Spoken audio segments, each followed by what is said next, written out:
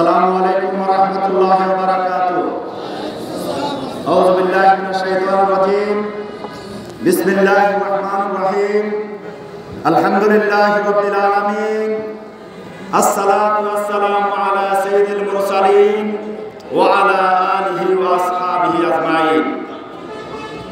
হাজারো শহীদের রক্তস্নাত কাফেলা, শহীদের প্রিয় ঠিকানা, এদেশের 18 কোটি মানুষের মুক্তির মহড়া বাংলাদেশ জামাত ইসলামী চাঁদপুর সদর উপজেলা এবং বাগাতি ইউনিয়নের উদ্যোগে আয়োজিত আজকের কর্মী সম্মেলনের সম্মানিত সভাপতি, বাগাতি ইউনিয়নের সভাপতি জনাব মাওলানা বেলায়েত হোসেন, কেন্দ্রীয় মজলিস শুরার অন্যতম সদস্য, চাঁদপুর জেলা জামাতের শ্রদ্ধেয় আমির, সংগ্রামী জননেতা মাওলানা বিল্লাল হোসেন নিয়াজি, বিশেষ অতিথি হিসেবে উপস্থিত আছেন শহর জামাতের সম্মানিত আমির, সদর উপজেলার কৃতি সন্তান জনাব অ্যাডভোকেট সাহেব হাজির হয়ে সম্মেলনকে প্রাণবন্ত করেছেন, সাফল্যমণ্ডিত করেছেন।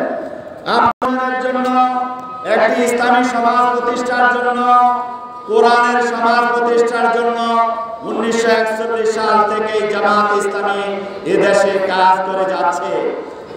আর এই ইসলামী সমাজ প্রতিষ্ঠার আন্দোলনে জামাত ইসলামের হাজারো নেতা কর্মী শাহাদাতের নজরানা পেশ করেছে।